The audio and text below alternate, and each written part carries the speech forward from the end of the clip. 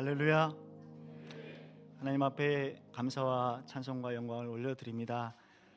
아까 이제 제가 와서 함께 찬양을 부르는데 우리가 얼마나 소중한 존재라는 거, 찬양의 은혜를 참 많이 받았는데 우리가 얼마나 소중한 존재라는 것에 대해서 더 마음이 이렇게 많이 느껴졌어요. 왜 그렇겠어요? 하나님께서 당신의 아들을 내어주시기까지 우리 한 사람 한 사람을 위해서 그렇게 사랑을 부어주셨다라는 거잖아요. 그 사랑을 입은 우리 모두가 얼마나 소중하고 귀한 사람들이겠습니까? 하나님의 사랑을 입은 여러분들. 그래서 우리는 이렇게 가족으로 같이 모여서 하나님을 예배할 수 있는 것 같습니다. 네. 지난 3년 전에 저희 코로나 한참일 때 여러분들을 방문해서 인사를 드렸는데 금세 또 3년이 지났습니다. 지나고 보면 참 빠른 것 같아요. 그런데 그 3년이란 또 시간 동안 여러분들이 아낌없이 응원해 주셔서 우리가 건강한 모습으로 가족과 함께 여러분 앞에 서서 또 함께 예배 드릴 수 있게 돼서 정말 감사를 드립니다. 예. 그 아랍 사람들이 잘 쓰는 말 중에 하나가 있는데 이미 알고 계시는 말들일 수 있을 거예요. 인샤알라. 예, 무슨 뜻인지 아시죠? 알라의 뜻이라면, 하나님의 뜻이라면 그런 뜻이죠. 그 말 뜻이 뭐겠어요? 그러니까 누군가 약속하거나 무언가를 기대할 때 하나님의 뜻이라면 그렇게 될 것입니다 라는 굉장히 신앙적인 표현이고 굉장히 좋은 말이죠. 우리 기독교에도 잠언서에 나와 있듯이 사람이 자기 마음으로 자기의 길을 계획할지라도 그 길을 인도하시는 분은 여호와시다라는 말씀이 있듯이 우리의 인생이 그렇습니다. 무언가를 계획하고 또 약속하고 노력한다 할지라도 하나님의 그 허락하심 안에서 하나님의 주권 아래서 이루어진다는 것을 우리는 알고 있습니다. 이 무슬림들도 그렇게 사용하고 있거든요. 누군가 약속할 때 또 무언가를 기대할 때 알라의 뜻이라면 이루어질 것입니다. 그런데 저희가 이제 15년이 됐어요. 그곳에서 살아가면서 그들과 함께 살아가면서 말끝마다 인샤알라 이렇게 하는데 그 말이 들어보니까 어떤 때에 많이 쓰냐면 책임지기 싫을 때, 약간 책임질 수 없다라는 또는 완곡한 거절의 의미로 쓰이는 것을 많이 보았습니다. 그러니까 책임을 지지 않겠다라는 거죠. 이제 저는 한국 사람으로 이렇게 성장해서 그곳에 가서 문화가 다르고 종교가 다르고 언어가 다른 그 사람들과 함께 살아가면서 여러 가지 다르고 어려움들을 느끼는데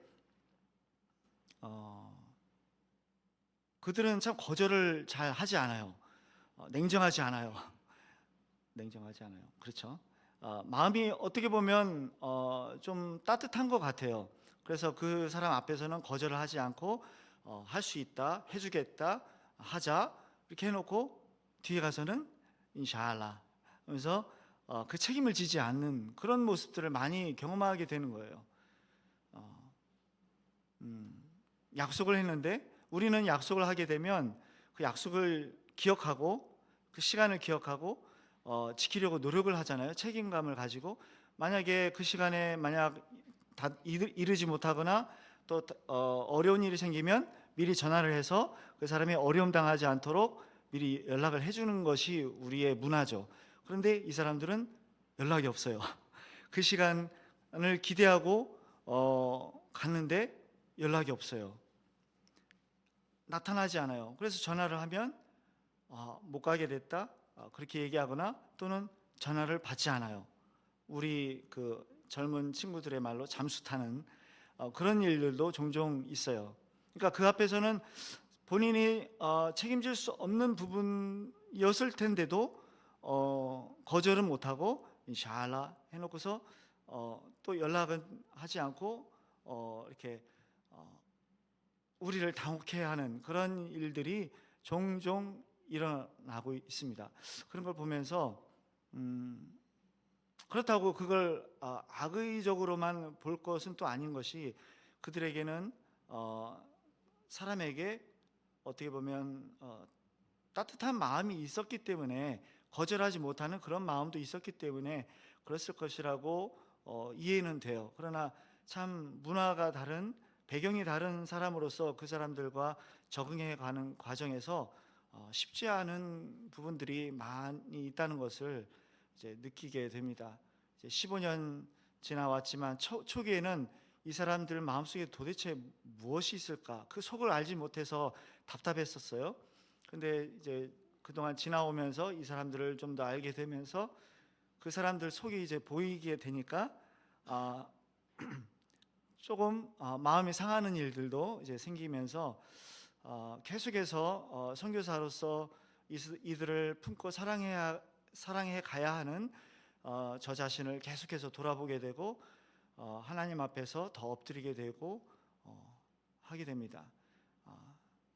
그러면서 제가 완벽한 선교사가 아니구나, 여전히 부족하고 연약한 한 사람이구나, 그것을 발견하게 되고 하나님께서 저를 계속해서 다루어 가시면서 이들을 품어야 하는, 그리스도의 사랑으로 품어야 하는 사람이라는 것을 내 어떤 인격이나 내 성품으로 내 능력으로 사랑할 수 있는 것이 아니라 정말 날마다 주님이 주시는 힘으로 내가 사는 것이 아니라 주님이 내 안에서 사시는 그 삶이 되어야만 이들을 내가 품고 사랑할 수 있구나. 흉내만 내는 사랑이 아니라 정말 주님이 우리에게 보여주신 그 완전한 사랑을 이들에게 보여줄 수 있고 이들에게서 변화가 일어나겠구나라는 것들을 날마다 하나님께서 보여주고 계세요. 저희가 살아가면서 그 땅에서 이 무슬림들에게는 어떻게 보면 저희와의 만남은 정말 특별한 축복이기도 하고 기회이기도 합니다. 무슬림 사회에서 살아가면서 누가 언제 밖에 나오지 않는 한은 그리스도인을 만나보겠어요.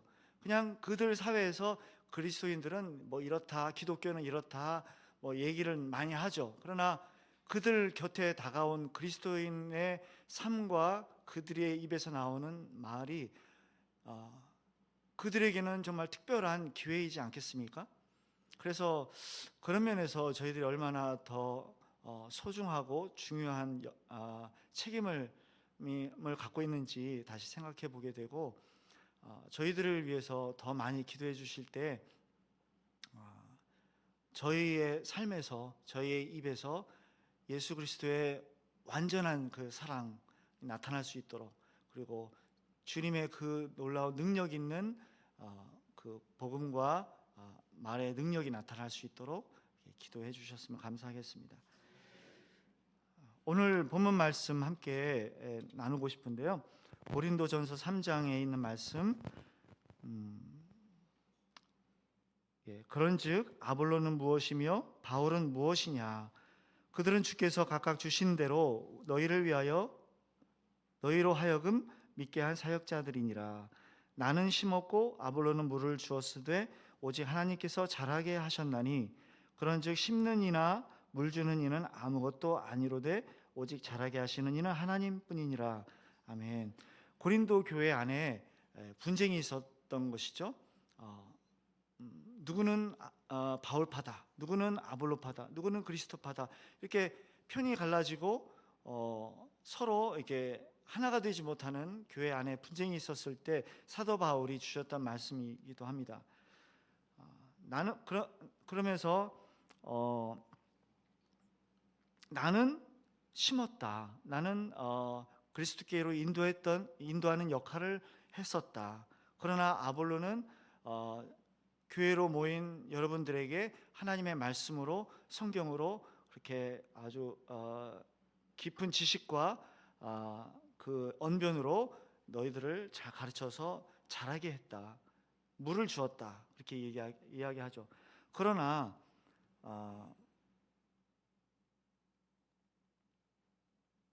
하나님께서 자라게 하셨다. 이렇게 말씀하고 있습니다. 7절에 보면 다시 심는 이나 물 주는 이는 아무것도 아니로되 오직 자라게 하시는 이는 하나님뿐이다. 아멘. 누군가는 교회 안에서 심는 일을 했고 누군가는 물을 주었습니다. 그러나 이것보다 더 중요한 것은 하나님께서 우리들 가운데서 자라게 하신다라는 것이죠. 우리가 이것을 주목해야 할 것입니다. 농사를 비유해서 이 영성에 관한 일, 하나님 나라의 일을 농사를 비유해서 말씀해 주셨는데 그 농사의 주체는 하나님이시라는 거죠. 우리는 어떤 사람은 교회 안에서 심는 일을 하고 어떤 사람은 물 주는 일을 하죠. 농사에 여러 역할들이 있잖아요. 단계가 있고 역할들이 있잖아요. 그러나 그것들도 다 필요하지만 그것들은 사실 아무것도 아니로되 하나님께서 자라게 하셨다. 오직 하나님께서 자라게 하셨다라고 말씀하고 있습니다.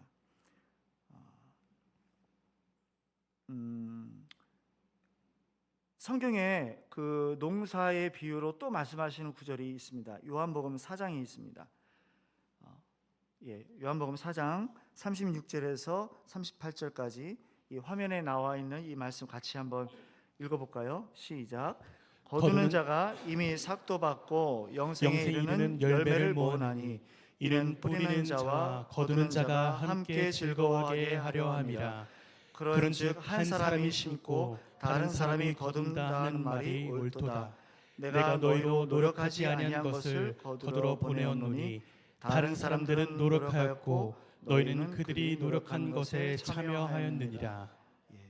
아멘. 예수님께서 70인을 이렇게 파송해서 보내시면서 휘어져 추수하게 된 그 밭을 보라 이렇게 하시면서 이미 예비된 곡식들이 있다. 너희들은 가서 그 곡식들을 거두어라라고 말씀하시죠. 그러면서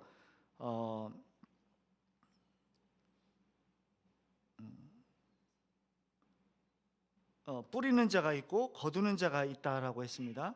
역할은 분명히 다르죠. 그러나 그 뿌리는 자와 거두는 자, 농사를 저는 지어보지 못해서 잘 모르지만 우리가 농사의 모든 과정들을 이렇게 보게 되면 여기서는 뿌리는 자와 거두는 자로 간략하게 말씀하셨지만 어떻습니까? 어떤 과정들이 있을까요? 그 땅에 곡식이 잘 맺혀지기 위해서 맨 처음에는 물론 좋은 땅을 찾아서 시작을 했겠지만 어떤 땅은 또 황무지와 같은 척박한 그런 땅도 있었을 것입니다. 그런 땅에서 농사를 짓기 위해서는 어떤 과정이 있었을까요? 돌들을 주워내고 또 잡초를 뽑아내고 굳은 땅을 갈아 엎어야 하고 또 씨를 심기 전에 또 거름을 주어서 그 작물들이 잘 자랄 수 있도록 그 준비 작업들을 해야 되겠죠. 그리고 누군가는 또 씨를 뿌렸을 것이고 누군가는 물을 주면서 더운 여름에 그 힘든 과정들을 거쳤겠죠. 그리고 나서 가을이 되었을 때 어느덧 크게 자란 그 곡식들을 거두게 되는 것 아니겠습니까? 이 모든 과정들을 보면 다 농사를 위해서 중요하고 필요하고 소중한 그런 과정들이고 서로의 모양은 다르지만 그 모든 과정들이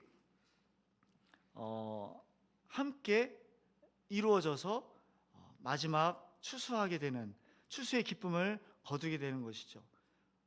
농사는 물론 농부가 그 일을 감당하고 있습니다. 그러나 영생의 일은 가만히 보면 그 각각의 역할에 여러 사람들이 여러 역할들이 있었다라는 것을 알게 되는 것 같아요.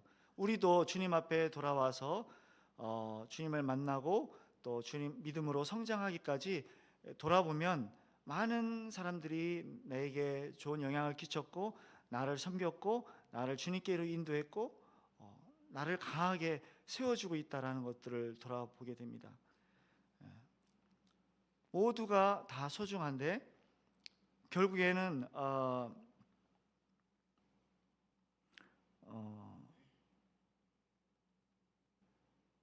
36절 말씀에 뿌리는 자와 거두는 자가 함께 즐거워하게 하려 합니다. 우리가 그 모든 과정들이 소중하고 우리가 각각 역할을 하나님이 주시는 대로 그 역할들을 감당해낼 때 우리 눈에 당장 보이는 역할들은 없을 수 있어요. 물론 거두는 사람이 그 기쁨을 가장 많이 누리죠. 거둘 때 그 기쁨이 어떻겠습니까? 얼마나 기쁘겠습니까? 그러나 그 거두는 기쁨을 설령 우리 눈에 보이지 않았고 또 경험하지 못했다 할지라도 하나님 나라에서 이 영생의 일이 이루어졌고 하나님 나라의 일에 내가 참여했다는 것을 알게 되었을 때 우리가 함께 즐거워할 수 있는 일 아니겠습니까? 우리가 그것을 바라보고 우리에게 각각 주신 대로 각각 주신 역할들을 찾아서 수고하고 애쓰는 것 아니겠습니까? 우리가 하나님 나라에 함께 참여한다는 것, 그리고 함께 즐거워한다는 것, 그 일에 또 하나님이 친히 우리의 참여하고 애썼던 그 모든 일들을 통해서 하나님이 잘하게 하신다라는 것. 때는 어떤 경우는 우리가 내가 한 일이 얼마나 큰지를 자꾸 자랑하고 싶고 나타내고 싶고 하는 것 같아요. 나는 이만큼 뿌렸어, 나는 이만큼 거두었어, 이런 것들을 자꾸 자랑하고 싶은 그런 인간적인 마음들이 우리 안에 있는 것 같아요. 그러나 주님이 말씀하시죠. 이것들은 사실 아무것도 아니로되 잘하게 하시는 하나님이 계셨고 하나님이 그것들을 완성시키신다라는 것. 그래서 우리가 보이지 않는 가운데 하나님이 그 일을 이루어내고 계신다라는 것을 우리가 믿음의 눈으로 바라보게 될 때 우리의 모든 역할들이, 우리에게 주신 모든 역할들이 소중하고 귀하고 그것들이 하나님 앞에 귀히 여긴 바 된다라고 하는 것, 또 그것들이 함께 참여함으로 또 함께 즐거워할 수 있는 일이라는 것을 우리가 기억할 수 있기를 바랍니다. 제가 다시 고린도전서 3장으로 돌아가서 잘하게 하시는 분이 하나님이라고 하는 이 말씀에 굉장히 마음이 와 닿았고 주목하게 되더라고요. 그러면서 저의 현장에서 있었던 그런 일들을 돌아보게 되었습니다. 사실 우리는 눈에 보이는 그 일에 우리가 쉽게 반응하고 결정하게 되는 것 같습니다. 당장 눈앞에 뭔가 결과가 나타나거나 유익이 나타나면 우리는 쉽게 그 일에 우리가 우리의 시간과 에너지를 쏟잖아요. 또 당장 눈앞에 어려움이나 손해볼 일들이 있으면 그것들을 피하게 되잖아요. 우리가 누가 쉽게 눈에 보이지 않는 그 일에 우리가 그 마음을 쏟고 에너지를 쏟겠습니까? 그러나 성경에서는 많은 경우 보이지 않는 것에 우리가 주목해야 할 것을 말씀하고 있습니다. 보이는 것은 잠깐이지만 보이지 않는 것은 영원합니다 라고 말씀하셨고, 주님이 하시는 이 잘하게 하시는 일도 보이지 않는 가운데 하나님이 행하고 계시는 일이잖아요. 누군가 심었고 누군가 물을 주었지만 오늘의 그 곡식과 내일의 모습이 변화가 없어요. 눈에 보이지 않아요. 그러나 보이지 않는 가운데 하나님이 그것을 잘하게 하셨고, 나중에 갔을 때 그 하나님이 하신 것, 잘하게 하신 그것을 우리는 보게 되면서 우리 안에 기쁨과 보람과 감사가 넘치는 것이죠. 저희가 튀니지에서 15년 있었습니다. 여러 번 말씀드리게 되네요. 별거 아닌데 저희가 2009년도에 여러분들의 축복을 받고 떠났습니다. 그리고 여러 가지 고군분투하면서 크게 행한 것들은 없지만 그래도 하나님께서 그곳에서 또 보여주시는 대로 또 허락하시는 대로 일들을 해왔는데 그 중에 가장 그래도 참 하나님이 주시는 위로와 기쁨이 있었고 잘했다라고 느껴지는 것은 기도하는 일이었습니다. 다른 선교지에서는 저희가 이제 튀니지에서 함께 연합해서 기도한다는 말을 하면 참 놀라더라고요. 물론 이제 팀별로 기도는 하지요. 그러나 같이 선교사들이 연합해서 기도하는 일이 그렇게 쉽지 않은 듯해 보입니다. 그러나 저희 튀니지에서는 2010년도부터 계속되어 온 그 연합 기도회 모임이 있습니다. 그 전에도 간간히 기도 모임이 있었지만 특별히 하나님께서 우리 사역자들에게 기도에 어떤 헌신토록 하셨던 그 일이 있었는데 2010년도에 우리 선교사님들이 같이 모여서 기도를 하면서 어떤 한 선교사님의 그 제안으로 우리 각각 그 기도 모임 속에서 회개하는 시간들을 가졌습니다. 공개적으로 회개를 돌아가면서 다 하게 되었고, 그러면서 시작된 기도 모임이 지금도 여러 가지 굴곡이 있었지만 끊이지 않고 계속해서 수요일마다 모여서 기도하고 있습니다. 초교파로 같이 모여서 기도하고 있는데 2009년도에 시작한 그 기도 모임, 2010년도에 시작한 그 기도 모임 얼마 있다가 튀니지 안에 놀라운 변화가 일어나기 시작했습니다. 여러분들이 잘 아시는 튀니지에 있었던 아랍 민주화 운동, 자스민 혁명이라고도 하고 아랍 민주화 운동이라고도 하는데 튀니지에서 발발했잖아요. 누구도 계획하지 않았고 누구도 그것을 예상하지 못했어요. 그냥 전에도 있었던 하나의 어떤 소동 이 정도로 생각을 했었을 거예요. 그러나 그 대학교를 졸업하고 일자리가 없어서 노점상을 하던 한 청년이 경찰의 그 강압적인 그런 어떤 단속과 그 어떤 마음의 그 깊은 상처 때문에 그 경찰서 앞에서 자신을 불태워서 분신 자살을 했습니다. 그리고 또 얼마 안 있다가 또 이 소식이 전해지면서 얼마 안 있다가 또 누군가 또 분신 자살하는 일이 청년의 분신 자살하는 일들이 일어났습니다. 이것이 크게 발달되었던 원인이 뭐냐면 그 당시에 이제 그 각각 갖고 있었던 스마트폰으로 그 동영상을 촬영하고 이것들을 페이스북을 통해서 이렇게 올려놓게 되면서 급속도로 이게 확산이 된 거예요. 그러면서 이게 지방 남쪽에 있던 시골 지역에서 일어났던 일인데 이것이 삽시간에 전국적으로 이게 소식이 전해지면서 막 시위가 일어나고 이것들을 이제 대통령이 강압적으로 이제 진압하기 시작했는데 이 대통령이 23년간 경찰력을 동원해서 아주 꽉 잡고 있었던 철권 통치하던 그런 나라였거든요. 그러다 보니까 경찰력을 통해서 이 친구들 봐라 하면서 그 시위들을 시위들이 점점 확산될 때마다 좀 더 강하게 총기를 사용하면서까지 진압하다가 이게 걷잡을 수 없이 확산돼서 수도까지 이제 그 시위가 불 번지듯이 확산되었습니다. 결국에는 너무나 걷잡을 수 없이 확산되면서 이 대통령이 쫓겨나게 되었어요. 쥐도새도 모르게 이렇게 도망가 버리게 되었어요. 그리고 그 무정부 상태가 되는 상황에서 이슬람주의자들이 들어오고 임시 정부를 주도하게 되었어요. 그러면서 그 근본주의 이슬람주의자들이 그 임시 정부를 이렇게 주도하면서 어떤 나라로 이 나라를 이끌어 가려고 하겠습니까? 이전보다 더 극심한 이슬람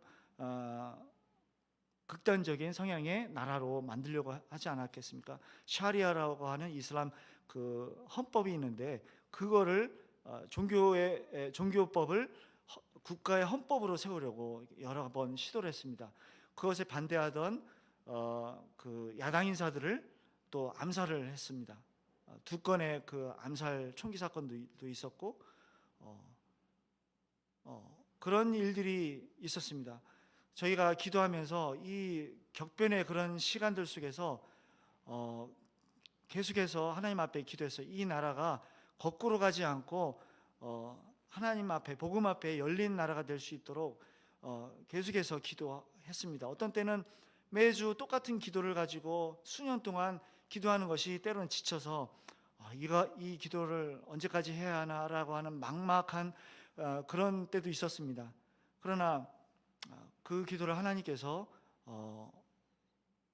외면치 않으셨던 것 같아요. 2014년도에 이르러서 헌법이 다시, 그러니까 이슬람 극단주의자들이 한 2년 정도 임시정부를 이제 주도하면서 그들이 이제 야당 인사들을 암살하고 또 그들이 또 착복하던 그런 안 좋은 일들도 있었고 경제가 침체되게 되면서 민심이 그들을 등지게 되었습니다. 그리고 오히려 거꾸로 반작용으로 오히려 더 우리는 시민 민주화 운동이 일어났던 나라야라고 하는 그 자부심을 가지고 이슬람 국가가 오히려 더 민주적인 방향으로 틀어지게 되는 계기가 되었습니다. 그러면서 정말 어려운 과정을 통해서 국회에서 새 헌법을 수정헌법이죠.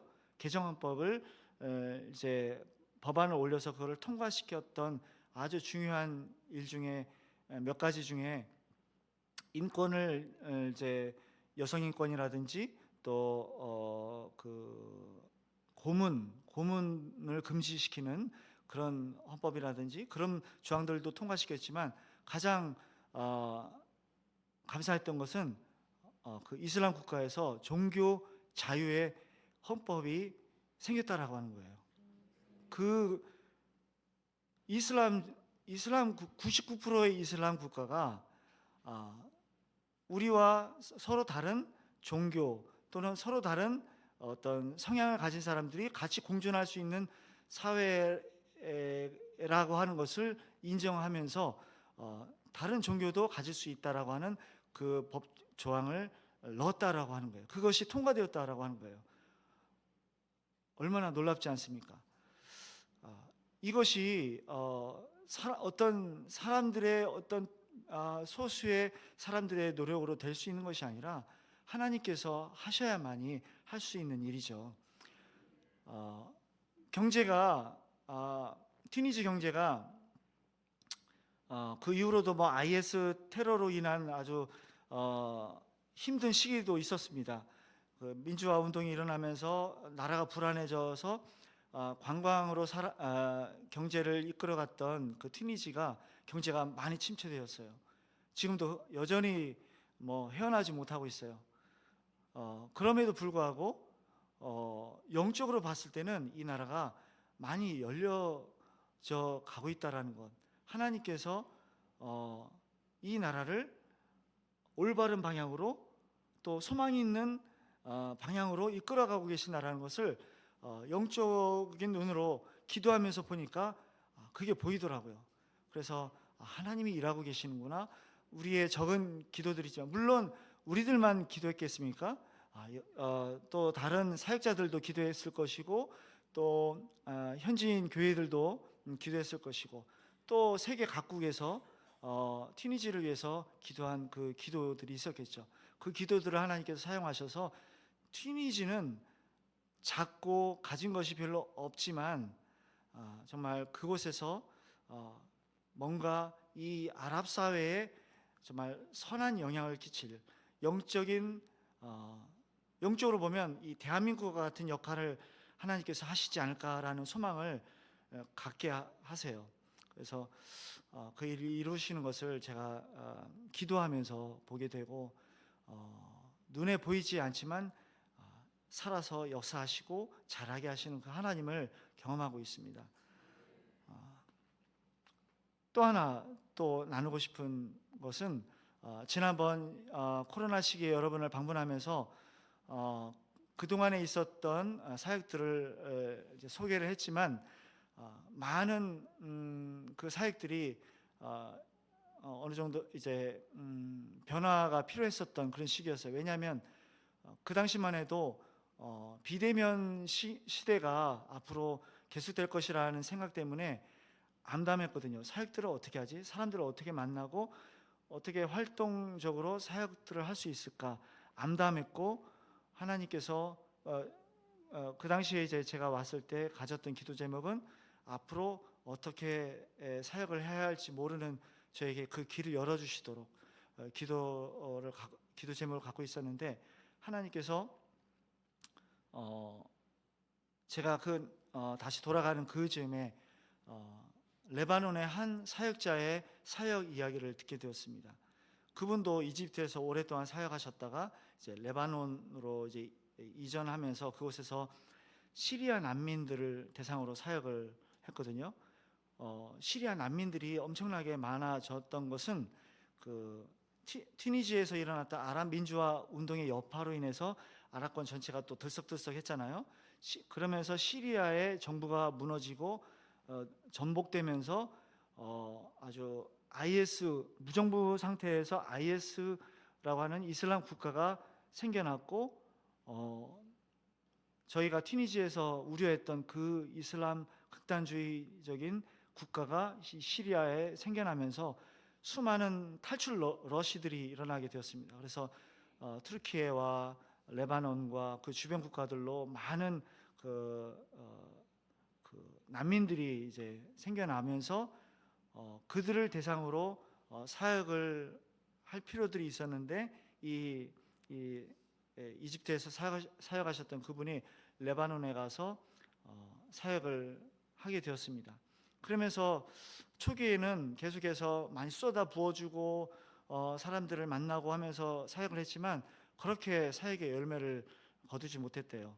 그런데 코로나를 만나면서 뭐 전 세계가 한국이든 선교지든 사역자로서 정말 암담한 시기를 이제 지나고 있었죠. 그런데 이 코로나 시기에 이분이 인터넷으로 한번 복음 내용을 이렇게 띄워봤대요. 페이스북을 통해서.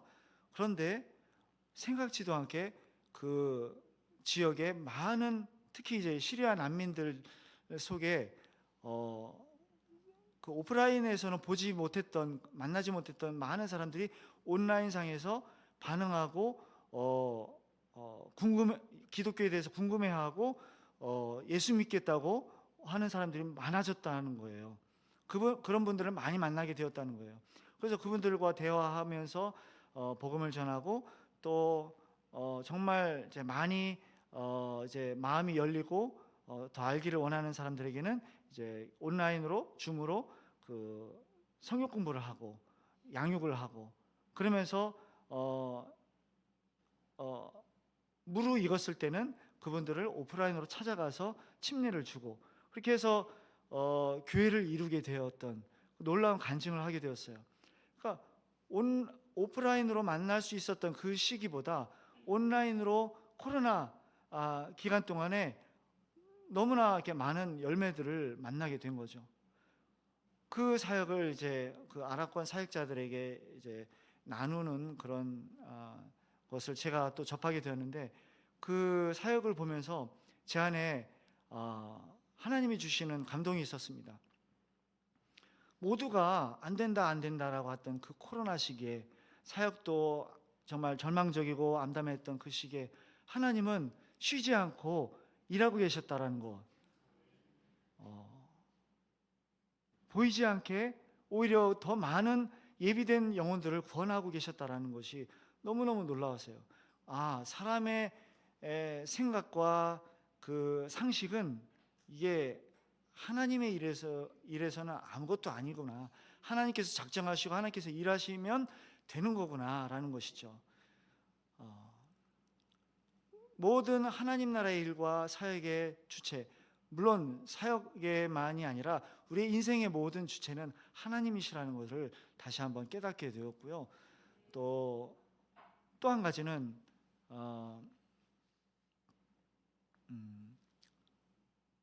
이슬람권 안에도 우리 어떻게 이슬람권 안에 열매가 잘 맺혀지지 않는 그것 때문에 그곳에 과연 하나님이 사람들을 구원해내실까? 그곳에 과연 예수 믿을 사람이 얼마나 있을까라고 우리는 생각할 수밖에 없는데, 하나님께서 온라인 사역을 통해서 보니까 곳곳에 하나님께서 숨겨놓으신 보석들이 있다라는 거예요.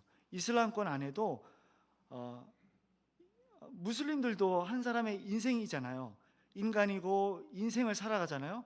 각각의 인생에 희노애락이 있는데 그곳에서 하나님께서 찾아가셔서 만나시고 그 가난한 마음 속에서 역사하셔서 마음을 활짝 열고 복음 앞에 나오도록 하시는 보석 같은 사람들이 있다라는 거예요. 그러니까 온라인상에서 그것들을 발견하게 된 거죠. 특별히 이제 이슬람권 안에 그러한 사람들이 결코 적지 않다라고 하는 것을 알게 된 것이죠. 그리고 마지막 세 번째는 그들을 어떻게 만날 수 있는가. 예전에는 오프라인을 통해서 만날 수밖에 없었어요. 코로나를 만나기 전까지는 그렇게 온라인에 대해서 생각을 못 해봤어요. 나가서 만나든지 또 어떻게 해서든 접촉점을 만들어서 관계를 형성하고 그들과의 관계 속에서 복음을 전할 기회들을 찾아내고, 그것이 10년이 지나도록 한 사람을 얻을까 말까 하는 그런 사역의 모습이었어요. 그런데 코로나를 우리가 경험하면서 무엇이 보여지게 되었냐면, 온라인상에서 숨겨져 있는 그 보석들을 이전보다 더 쉽게 만날 수 있게 되었다라는 것, 만날 수 있다라는 것을 알게 된 것이죠. 온라인상에서, 그러니까 이슬람 사회 안에서는 자신의 신앙과 자신의 개인적인 그런 것들을 이렇게 공개적으로 하지 않아요. 두 사람, 세 사람 모인 곳에서는 자기가 기독교에 관심이 있어도 그걸 쉽게 얘기를 못해요. 눈치가 보이기 때문에. 그들은 하나의 큰 움마라고 하는 공동체이기 때문에. 그러나 이 온라인상에서는 개인적인 대화 속에서 자신이 더 이상 무슬림이 아니고 나는 이미 마음속에 기독교인이라는 것을 공개하는 사람들을 만나게 되고요. 또 성경을 읽고 싶다라고 하는 사람들을 만나게 되고요. 또 기독교에 대해서 더 많이 알고 싶다라고 하는 사람들을 만나게 되는 것입니다. 그래서 저도 이제 이러한 사역에 도전을 받고 하나님께서 이 길로 인도하시는구나라는 마음이 들어서 우리 수요 기도 모임에서 같이 이것들을 함께 나눴을 때 여러 선생님들이 같이 하겠다고 이렇게 동참하겠다고 해서 지금 세 유닛이 같이 이 팀 사역으로 초교파 사역으로 지금 한 미디어 사역을 하고 있는데 한 2년 정도 되었습니다. 그리고 현지인 신자와 함께 일을 하고 있는데 아직까지 이제 어떤 큰 열매는 없었지만 이제 사람들이 많이 가까이 오는 것을 느끼고 있어요. 한 12명 정도가 기독교에 관심을 가지고 계속해서 질문해 오는 사람들이 있어요. 인터넷상으로. 그리고 8명 정도는 자신들은 더 이상 무슬림이 아니다. 나는 기독교에 관심 있고 교회 가고 싶고 또 이렇게 때를 기다리고 있는 그런 사람들이 한 8명 정도 되고요. 그 중에는 청소년들과 20대가 많이 있습니다. 그래서 여전히 이제 온라인상에서 만나는 것이지만 보안이 중요하기 때문에 또 시간을 두고 계속해서 점검하고 대화가 나누어지고 양육이 이루어져야 하기 때문에 좀 시간이 걸리지만 많은 영혼들이 온라인상에서 가까이 오는 것을 느끼고 있고, 하나님께서 이 튀니지 안에서 또 이슬람권 안에서도 여전히 일하고 계신다는 것을 여러분과 함께 나누고 싶었습니다.